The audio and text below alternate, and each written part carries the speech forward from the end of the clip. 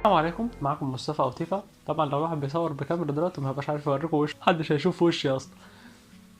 طبعا نأسف على اللي حصل السنه اللي فاتت، بس يعني اللي عارف الثانويه العامه هيبقى عارف انها حاجه شبه مقدسه، عارف اللي هو ايه، ما ينفعش لا تمسك موبايل ولا تصور ولا تعمل اي حاجه، ما انت حياتك كلها تبقى مذاكره في مذاكره. طب ما الدراسه خلصت من شهر 8، وانت كنت بترد علينا في الكومنتات برضه، بترد ازاي؟ ما احنا كانت الدراسه بقى عندنا اونلاين، دي كانت الميزه، فمش عارفين يسحبوا مني الموبايل. يعني انا كان الموبايل معايا يا دوبك على قد فتحه فيس، اعرف ارد على حد في الكومنتس، بس ده كل اللي أنا كنت بعمله. اوكي كنت بفتح يوتيوب عشان ما نبقاش نصابين وبتفرج على انمي، بس ما كانش كتير يعني. المهم طب ما الدراسه خلصنا من شهر 8، ليه ما بداتش؟ اوكي انا صورت فيديو فعلا، بس بعدها عارف اللي هو النتيجه نزلت على دماغ امك زي البتاعه كده، تكوي. الناس كلها عماله تعيط بقى، واللي سقط واللي مستقبله ضاع وهارية سودا، محدش عارف يعمل اي حاجه. طبعا مين اللي طلعك من الحاله النفسيه دي؟ الانمي. انهي انمي بقى بالظبط؟ عارف اللي نتعني بالسلامه من الحركه دي؟ ريمبو. يا عارف، مش ادالك امل في بكره بس، لا ده نساك كل حاجه. انا كنت داخل في حاله اكتئاب كده، عارف اللي هو اللي عايز اكل ولا اشرب، اكل اللي هي مره واحده في اليوم وما خلصهاش كمان، اللي هو يا دوبك عشان اعيش. ده لا دخلك كده. انا كنت متفرج على اول 6 حلقات في اول السنه، وبعدها قطعت، قلت بثالثه ثانوي مش عايز انمي يشدني شده جامده، اللي هو ان انا انزل اخد 25 حلقه في يوم، لا مش هينفع الكلام ده، ناخد انميات تافهه. فسحبت او وقفت بتاع ريمبو لحد بقى اخر السنه، لحد ما جت اللحظه فعلا اللي لازم الواحد يشوف فيها ريمبو يعني.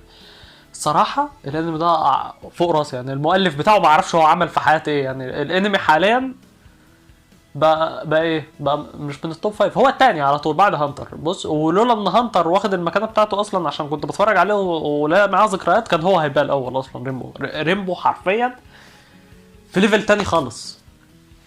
طبعا عنوان الفيديو اصلا عن كيميتسو نايبا، فمش عايزين نهري كتير، خلاص كده احنا اعتذرنا، واي ثينك ان الناس فهمت الحمد لله يعني.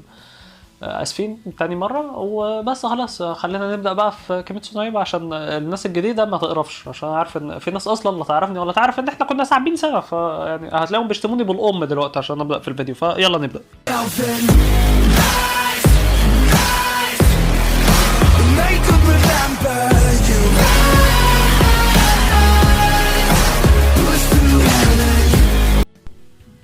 طبعا اللي يشوف المقدمه ده كله هيلاقي الفيديو طول عقله الصباع اصلا هيدين بالجزمه، بس يعني ما عنديش افكار يعني. هو ده اللي احنا لسه هنتكلم فيه، بس هنكلمكم فيه في اخر الفيديو. المهم، كيميتسو نايبا الحلقه نزلت امبارح مش النهارده، طبعا كنت المفروض اصور امبارح، بس هقول لكم على حاجه برضو على ما نخلص كلام عنه. يعني هي التصوير بتاعنا هيبقى الصبح، وهحاول ارفع لكم الفيديوهات على بالليل، مش بالليل الفجر، اللي هو بالليل بعد المغرب او بعد العشاء. ليه؟ عشان الصبح الناس كلها في المدرسه بقى. طب ما انت وراك كليه المفروض. لا، ما انا كليتي مش دلوقتي بقى، انا كليتي لسه كمان شهر، وبعد الشهر ده يعني لسه بقى هنشوف هنعرف نرفع ولا ما هنرفعش ولا ايه. المهم يعني دلوقتي الناس كلها في المدرسه والبتاع، والكبار في الشغل، فالدنيا فاضيه، الدنيا فاضيه خالص، قاعدين لوحدينا، واخد راحتي اعمل اي حاجه انا عايزها. فالمهم هنتكلم عن كيميتسو نايبا. الحلقه نزلت امبارح زي ما قلنا. هو مش الموسم التاني زي ما البعض فاكر. ليه؟ يعني انا كنت داخل زيك بالظبط، فاكر ان هو سيزون 2، داخل بقى اشوف هو هيبقى 24 حلقه ولا 12 حلقه، الاقيهم 7 حلقات. يعني ايه موسم تاني هيبقى 7 حلقات يا اسطى؟ يعني ايه؟ انا مش فاهم. نقرا الشرح بقى، بيقول لك ان هو ده مجرد اعاده انتاج للفيلم، يعني كانك بالظبط بتتفرج على الفيلم تاني، بس مع بعض الاحداث الاضافيه. يعني حتى اللي شاف الفيلم هتضطر ان انت تشوفه تاني عشان تلم شويه الاحداث، عشان لما تدخل للموسم التاني تبقى فاهم بقى، عشان لو حاجه من الاحداث اللي هتحصل في ال7 حلقات دول هتبقى متعلقه بالموسم التاني. طبعا الحمد لله انا محروق عليها لقطه اصلا من الفيلم، يعني هي اهم لقطه، بس ما علينا يعني. الواحد ان شاء الله هيحس بالحماس بتاعها. الحلقه كانت بيرفكت طبعا. يعني اكتر حاجه عجبتني في الحلقه الموسيقى اللي طلعت في اول الحلقه. يا جدعان، يعني بص، هو دايما الافلام بتتميز، افلام الانمي، ان بيكون في اول الفيلم في موسيقى بتشدك، موسيقى غبيه قوي. دي المفروض حلقه، انما انت جايب لي فيها موسيقى برضو شدتني شده حلوه قوي، عجبتني الحته دي. طبعا كله عارف ان تقريبا الانيميشن في كيميتسو نايبا هو احسن انيميشن في كل الانمي، يعني انا ما شفتش احسن منه تقريبا الا حاجات نادره قوي. اوكي انا ما اتفرجتش على انميات كتير، بس هو الانيميشن في كيميتسو نايبا ليه اسمه كبير. فالمهم، لدرجه في لقطه سي جي اي، انا مش متاكد اصلا انها سي جي اي، انا شفتها ووعدتها ومش متاكد انها سي جي اي لحد دلوقتي. عارف اللي هو السي جي اي اللي مش باين، مش حاجه زي ناس اصحابنا يجي لك، وكمان جايب لك السي جي اي في حركه قطر، اللي هو حركه عاديه جدا، ان هو حتى لو باين ان هو سي جي اي انت ما تاثرتش عادي.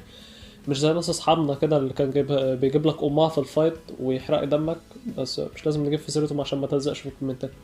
بس هي كان بتبقى حرق الدم يعني حاجه مستفزه قوي لما يجيب لك سي جي اي غبي في نص الفايت. دي حاجه بجد مستفزه وبتحرق دمي قوي قوي لما تجيب السي جي اي في الفايت. هو اي نعم غالبا اصلا السي جي اي بيستخدم في الفايتات، بس ما علينا يعني. طب المهم انت كده قلت لنا ان ده مجرد اعاده انتاج للبتاع ده، فيلم موجن ترين. مش الموسم التاني معنى كلمة الموسم التاني، امال الموسم التاني بقى هيجي لنا امتى؟ الموسم التاني يا اسطى يعني وانا معدي كده بقلب في اليوتيوب جاء قدامي تريلر من كرانشي رول للموسم التاني. الموسم التاني هينزل يوم 5 ديسمبر، اللي هو 5/12 السنة دي في 2021. يعني خبر زي العسل الصراحة ان هو ينزل 5/12، قريبين قوي يعني. طبعا اي حاجة بالنسبة لواحد مستني هانتر ان هو يرجع سباق علينا يعني، هو كده يعتبر قريب فعلا ان هو 5/12 يعني تقريبا كمان شهر، شهرين الا كام يوم. فحلو تقريبا بعد ما السبع حلقات يخلصوا، صح؟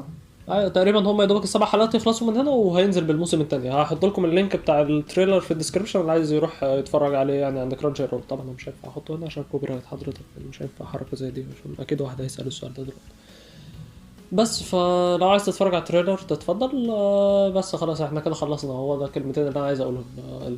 يعني طبعا بقى لو في انطباعات جايه يعني حلقه شدتني بتاع هشر النار ده راجل بص في ليفل تاني يعني. كفايه اصلا ان هو قبل اسمه كده بتقول هشرة عارف الجمله دي، الكلمه دي لها معنى كبير قوي بالنسبه لي يعني. لما شفت توميوكا وهشر النار ده، لا الاثنين اثبتوا ان كلمه هشرة دي لوحدها حاجه عظمه كده، حاجه ليفلها عالي قوي. بس كده فالراجل ده انا مستني منه كتير الصراحه. اللي كنت هقوله لكم بقى في اخر البتاع، احنا رجعنا وهنحاول ننزل فيديوهات يوميا. ليه هننزل فيديوهات يوميا؟ ان الناس دلوقتي مش موجودين في البيت، الناس كلهم في المدرسه يا اما الكبار في الشغل. احنا بقى طب المفروض ورا الجامعه حضرتك، مش المفروض تروح الكليه دلوقتي؟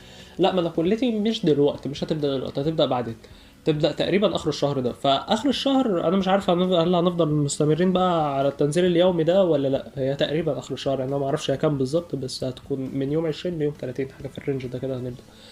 فهل بقى هقدر جنب المذاكره هعرف اعمل فيديوهات؟ هل هيبقى في نت اصلا؟ عشان الكليه بتاعتي مش بتاع يعني، مش هروح واجي على البيت، لا ده كليه في حته تانية خالص. فانا ما اعرفش هيبقى في نت هناك، هضطر اعمل باقه. طب لو هعمل باقه هتبقى بكام؟ بتاع الهاريه دي كلها انا ما اعرفهاش. هل برضه هعرف اصور فيديوهات جنب المذاكره ولا لا؟ فعشان كده عشان الحته دي بالذات احنا هناخد احتياطاتنا وهنعمل فيديوهات كتير جدا.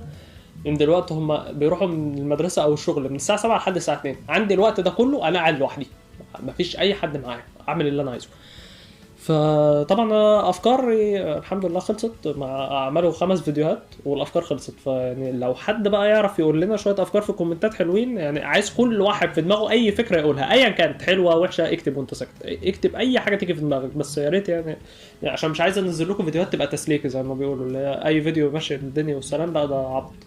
يعني نعمل حاجه حلوه، حتى مش لازم حاجه بيرفكت ليفلها عالي، حاجه حلوه بس، ده اللي احنا عايزينه يعني. زي الفيديو ده يعتبر يعني كويس، انا عم ملوش لازمه قوي بس كويس يعني. هو ناس راجعين وعايز اقول لكم ان انا رجعت والحاجات اللي قدام وكلمتين عن كيميتسو هيبقى بس. فيعني لو عندك فكره فيديو حتى لو زي ده اوكي ماشي، قارنه بقى، تقرير عن شخصيه، عايزني اشرح لك قدره، عايزني اشرح لك اعمل انطباع عن حلقه انمي بتاع، بس حاجات كده بقى من النوع ده. او لو عندك فكره جديده اصلا اكتبها عادي، انا بحب الافكار الجديده، انا عايز كريتيفيتي في الكومنتس كده، عايز افكار كرييتيف ماشي. بس هو كده خلصنا الفيديو، مش عايز اطول عليكم اكتر من كده في هريه ملهاش اي لازمه اصلا.